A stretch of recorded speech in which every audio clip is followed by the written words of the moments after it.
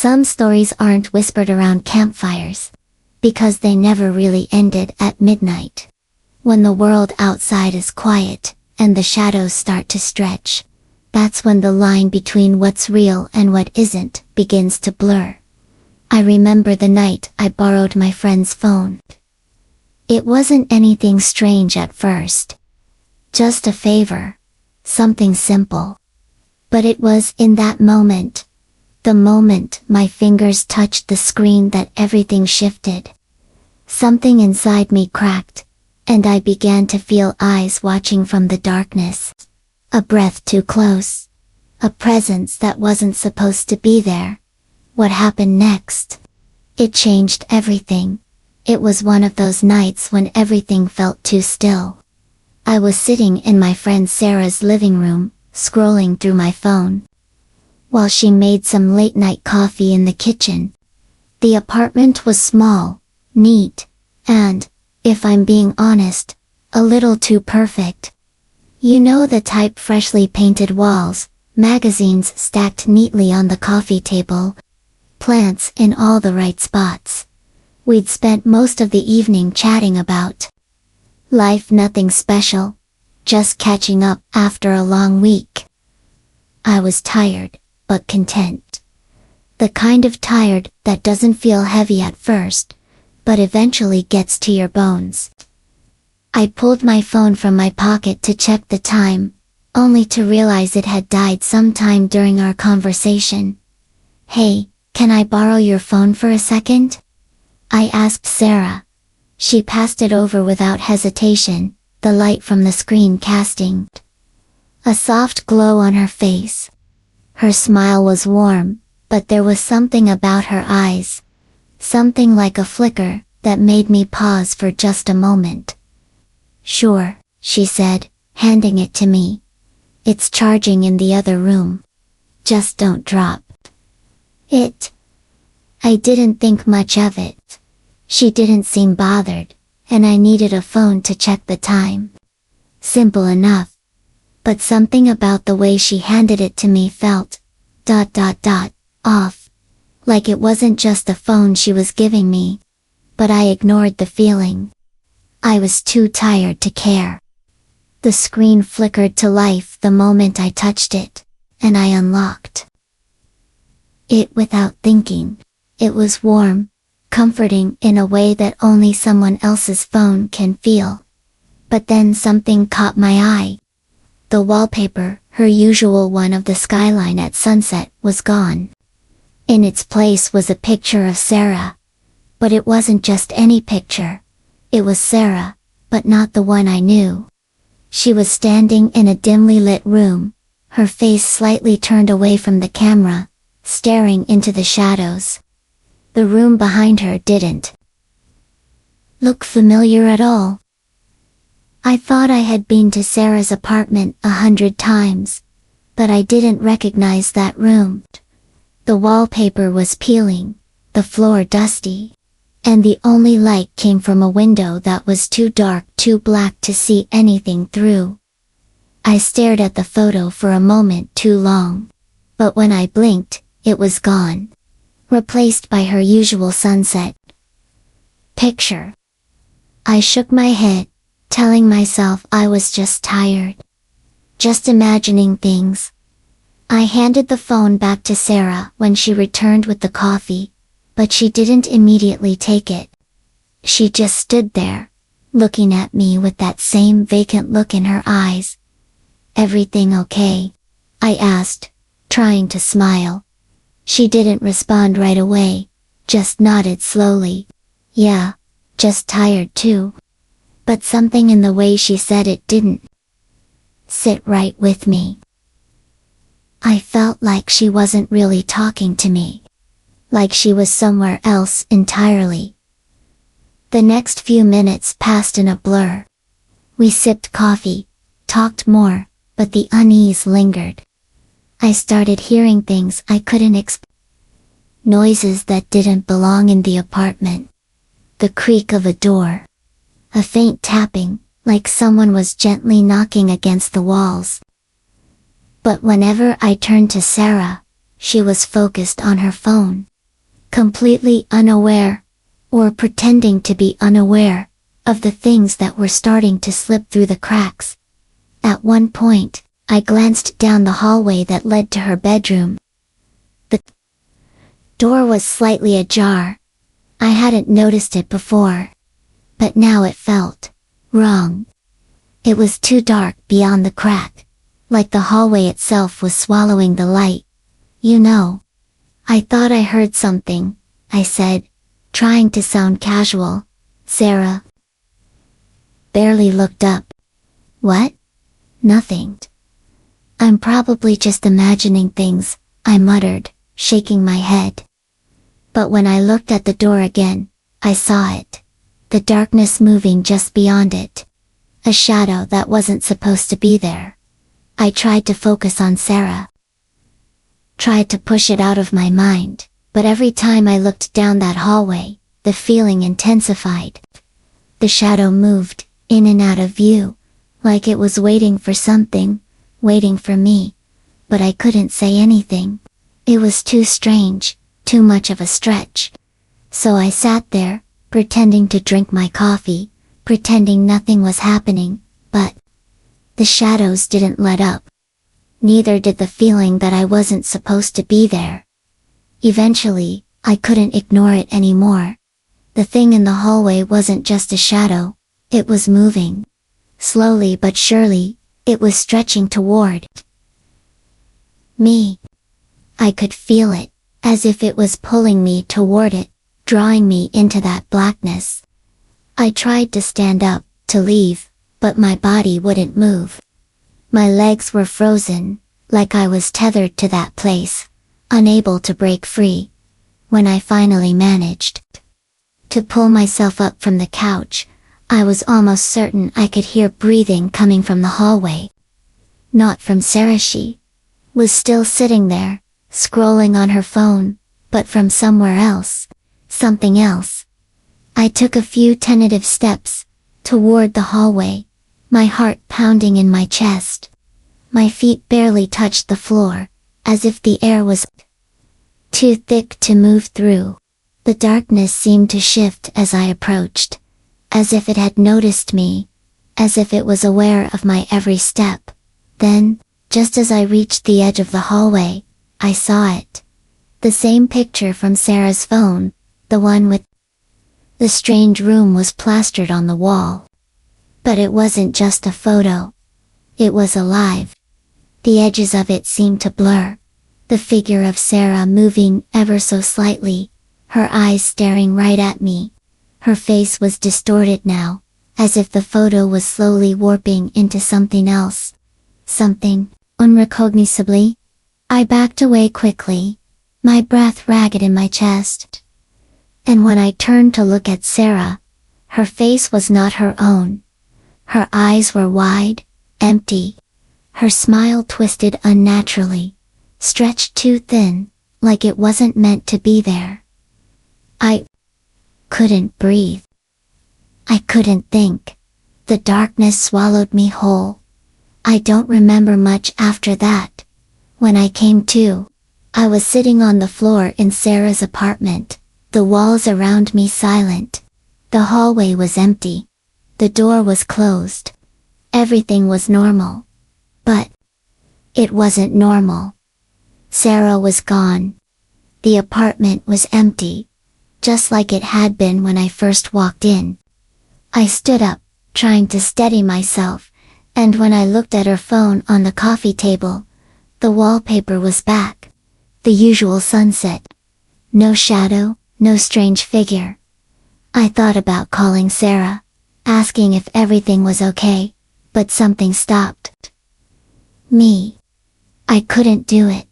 I left, walking out into the night, unsure of what was real and what was just a twisted memory. But as I walked home, I could feel it, the darkness, following me. I don't know what it was, but I know it's still out there. It never really left. I sleep with all the lights on now. But the shadows are still louder. Maybe the worst part isn't being haunted. Maybe it's not knowing if you ever stopped being alone.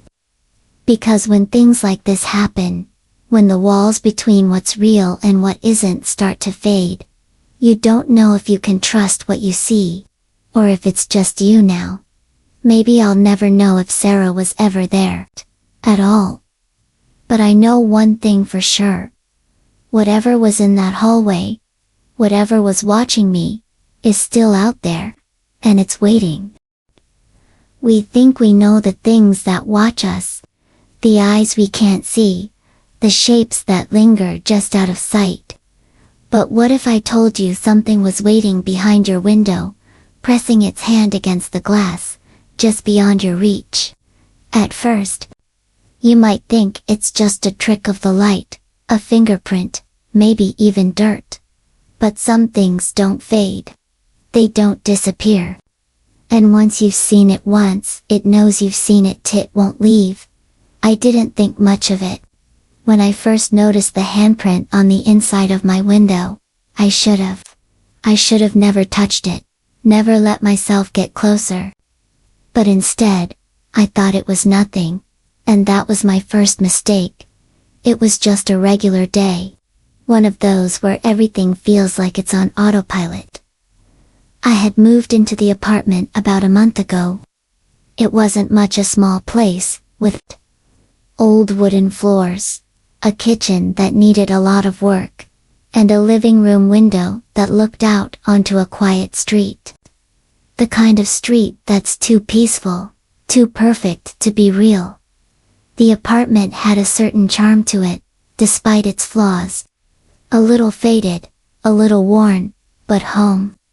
It was the kind of place where you could come back, close the door, and forget about everything outside. I had just finished unpacking the last of my things, mostly books, and a few knickknacks, and was settling in for the night. There was a slight chill in the air, so I opened the window to let in a bit of fresh air. The evening was still, the kind of quiet that feels almost unnatural. I didn't mind it though. I liked the calm. After a long day at work, I sat by the window, gazing out at the street. It was dark by then, but there was something comforting about the street lights, casting a soft golden glow on the pavement. I must have been lost in thought for a while because I didn't notice the faint smudge on the window at first. It was small, barely noticeable. I thought it was just dirt from the outside, maybe from a car driving by. So, I grabbed a tissue, wiped it, and went about my evening. But the next day, when I glanced at the window again, it was back. At first, I thought it was just a coincidence. A stubborn smudge, or maybe some condensation from the window itself. But after a few days, it started to bug me. I wiped it off again, thinking it was nothing, but each time, it returned. Always in the same place, a small, rounded shape on the bottom right corner. The more I looked at it, the more I felt uneasy. But I couldn't explain why. It wasn't just the handprint, it was how it seemed to stay. No matter how many times I wiped it away, it came back. Each time, clearer. The shape more defined. I didn't tell anyone. It felt odd. I told myself I was imagining things, that it was a trick of the light, or maybe I was just tired. I hadn't been sleeping well recently.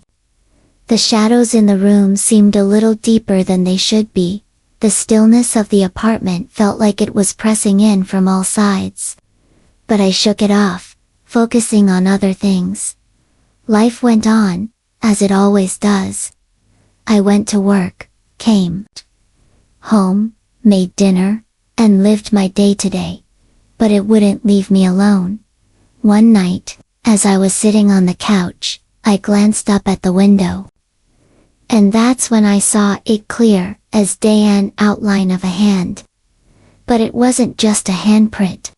It was a palm with fingers pressed against the glass, like someone was standing on the other side, leaving their mark. The hairs on the back of my neck stood up. I froze, my heart hammering in my chest. The handprint was too real. I could see the faint outline of the fingers, the way the thumb bent awkwardly. It didn't look like it belonged there. And the worst part? The smudge was on the inside of the window? I checked. There was no way it could be from the outside. I hadn't seen anyone near the window. As the days passed, the handprint grew clearer. It wasn't just a smear of dirt, anymore it was defined. And it was moving. Not physically, of course, but the shape seemed to change every time I looked at it. Sometimes it would be perfectly formed, the fingers stretched out.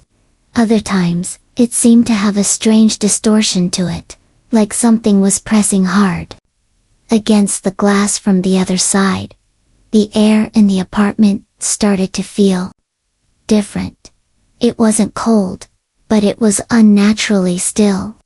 The quiet seemed deeper, and I couldn't shake the feeling that something was watching me. Sometimes I'd be in the kitchen, washing dishes, and I'd feel eyes on me. I'd glance toward the window, and there it would be again, the handprint, as clear as ever. The shape was almost alive, like it was moving, always waiting. I couldn't escape it. I tried everything. I cleaned the window, scrubbed it until my hands ached. I even called maintenance to check the glass, convinced there was some kind of buildup or residue I couldn't see. They assured me there was nothing there, that the window was fine. But the handprint wouldn't go away. One night, I woke up to the sound of scratching. Soft, like something dragging across glass. I opened my eyes, heart racing, and glanced toward the window. The handprint was still there. But now, it looked different. It wasn't just a print anymore. It had deepened. The outline of the fingers had sharp, jagged edges, as if the hand had been clawing its way in. I didn't sleep that night. I couldn't. It wasn't long before I started seeing things. At first, it was subtle, just flashes in the corner of my eye. A shadow passing by the window. But every time I looked, there was nothing there. Then, one evening, as I was sitting by the window, I heard it. A soft tapping. I turned, but the apartment was empty. The sound came again, louder this time. It wasn't coming from the window, but from inside. I stood up, my body trembling as I approached the glass. And then, for the first time, I saw it. The hand was no longer a print. It was a fist, pressing hard against the glass from the inside. I could see the outline of fingers, curling and scratching at the window. There was something behind the glass, someone trying to get in. I stumbled backward, gasping for air. My heart was racing. This wasn't real. This couldn't be real. But there it was. A hand on the inside of the window. I didn't know what to do. I ran. I grabbed my things, and I left the apartment. But no matter how far I went, no matter where I turned, I could still see it, that hand. I moved out the next day. I left everything behind the apartment. My things, the handprint that wouldn't leave, but I couldn't escape it. It followed me. Every reflection in glass, every window I passed. I'd see the faint imprint of fingers, just waiting to press against the glass again. I've been in another apartment now for months. It's quieter, more peaceful, but the fear hasn't left. I still wake up at night, my heart racing, hearing the faint scratch of a hand against glass. I still glance at windows, expecting to see it again. And every time I do, I wonder what's on the other side. Maybe the worst part isn't seeing it. It's not knowing what it wants, what it needs. Maybe the worst part is knowing that whatever it was, it's still there, waiting, and no matter how many windows I close, I don't think it's ever really gone. Have you ever been trapped somewhere with no way out? It could be in a dark room, an empty building, or somewhere as ordinary as an elevator. But when it happens, when you're stuck in a space that should be safe, that's when things change. You know that feeling when the lights flicker, and suddenly the quiet seems too loud? Or the moment you realize you're not alone, but there's no one there to see? That's how it started for me. I thought I was just going down to the lobby. I didn't know I'd be trapped in that elevator. Or that I'd never leave. Some stories stick with you. They follow you, even when you wish they wouldn't. And the worst part, you can't outrun them. They know where you are. It had been just another regular day. I was finishing up a long shift at the office, barely thinking straight as I gathered my things and headed for the elevator. The building was quiet, the usual hum of fluorescent lights buzzing faintly overhead. I'd been working late again, the kind of night where you lose track of time, where it's easy to forget what it feels like to be anywhere else. The elevator was empty when I stepped in. The doors slid shut behind me, and I pressed the button. For the lobby, it's always easy to ignore the small things. The way the elevator moves slightly too slowly, the faint stutter when it starts its descent. You don't notice those things when you're tired, when you just want to get home. The music played softly overhead. The usual instrumental version of something too familiar. I yawned, leaning against the side, trying to shake off the exhaustion. Everything felt normal, predictable, safe. The elevator slid downward, and I thought nothing of it. There was nothing out of place. The lights flickered once, just once, and I could have sworn I heard a faint creak from somewhere deep within the building. But that was all. The kind of sound you hear when you're half awake. The kind of sound that doesn't matter. It wasn't until the elevator stopped that I started to feel uneasy. I didn't think much of it at first. There was always a slight jolt when it reached a floor, and I assumed that's all it was. But then I noticed something strange. The doors didn't open. I waited for a moment, thinking it would continue to the lobby. But the elevator stayed still, silent. The music played but it felt wrong. Too loud. Too persistent. I pressed the button for the lobby again. Nothing. I pressed it repeatedly, but still, the elevator refused to move. It was just me, trapped in that metal box, with nothing but the hum of the lights. I tried to remain calm. I pulled out my phone to call the building's maintenance line, but as I glanced at the screen, my heart skipped. No signal, no bars. That wasn't right. I had full signal earlier in the day. I leaned against the wall, breathing deeply, trying to shake off the discomfort. It was just a glitch. The elevator would start again soon. I was being paranoid. But when I looked at the buttons in front of me, I realized something. The control panel had changed. The buttons were gone. All of them. I was no longer alone in the elevator. I don't know how to explain it. I just knew. I felt a presence behind me. Cold, heavy, pressing against me. As though it were just waiting. The air was suffocating now. Too thick. I tried to shake the feeling off. But every time I turned, I could feel it, a coldness. Like a chill that came from inside me, not the outside. The elevator didn't move. I checked again. The floor lights above had gone out, and the red emergency light blinked on. The lights flickered again, and this time, they didn't stop. The doors were still shut, and I could no longer see anything beyond the elevator. There were no floors, no numbers, no light.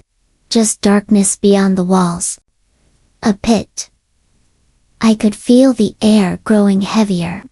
The pressure was building, as if the space was shrinking around me. I reached for the emergency button and pressed it, but nothing happened. It was as if the elevator had been cut off from the world, from any kind of help. Then I heard it. A faint sound. Something scratching against the walls. It was barely perceptible at first, like a whisper just out of reach. But it grew louder, closer, and that's when I saw it. On the wall, where there had been nothing before, handprint. It wasn't just a print. It was fresh. You could see the outline of the fingers, the shape of the palm, as though someone had just pressed against the wall. And the worst part, it wasn't outside the elevator. It was on the inside. I froze, unable to move, unable to breathe. I don't know how long I stood there, staring at that handprint, but when I blinked, it was no longer a print. It was a hand. A hand, pressed against the wall. Dark, long fingers, with sharp, jagged nails. The skin was pale, almost sickly. It seemed to be growing, pushing outward from the wall, stretching unnaturally. I backed away, my heart thumping painfully in my chest. I wanted to scream, but the air had gone too still, too heavy. The sound of my own breathing was deafening. In the quiet, the hand continued to grow. It didn't make sense. It couldn't make sense. And then, the fingers twitched. I didn't move. It pressed harder against the wall, pushing through the elevator's metal frame. The wall began to bend. The shape of the hand became more defined, more real. I stumbled back to the corner, my mind reeling. This wasn't possible. This wasn't happening. I tried to call out, but my voice caught in my throat. My mind screamed for escape, but my body was frozen in place. The hand wasn't the only thing that was moving anymore. There was something else. Something in the walls, pressing against me. Something scraping against the glass, against the metal. I could hear it now, louder and louder, until it felt like the whole elevator was shaking. I looked at the panel. The button for the lobby was gone. All of them had disappeared, just like before. I slammed my fist against the walls, but nothing happened. There was no escape. And then I saw it. The hand finally broke through the wall. It reached into the elevator. The fingers elongated, the nails scraping the metal as it pulled itself in. I didn't have time to think. I couldn't think. I pressed myself into the corner, my body shaking. The elevator had stopped moving. The lights were gone. There was nothing left. I woke up on the floor of the elevator. I don't know how long I had been unconscious, or what happened in between. When I opened my eyes, the hand was gone. The walls were intact. The control panel was back. The buttons in their usual place, but the air was still thick, heavy. I couldn't shake the feeling of being watched. I pressed the button for the lobby. The elevator jerked to life, and slowly, agonizingly, it moved. The doors opened. I stepped out. But the lobby felt wrong, empty, silent. The receptionist's desk was abandoned. The lights flickering in and out, just like the elevators. I didn't know what happened. I don't know if it was real, or if I've just gone mad from being trapped in that space for so long. But I do know this. I don't ride elevators anymore. Maybe. The worst part isn't being stuck in a place that doesn't make sense. Maybe it's not knowing if what you saw was real, or if it was just a crack in your own mind. Because there are places things that can find you when you least expect it. They wait. And sometimes, they come for you when you think you're safe. I haven't been back to that building. I don't know if I ever will. But there's something I can't shake. The feeling that it's still waiting for me. And now, every time I step into an elevator, I wonder, what if the buttons never come back?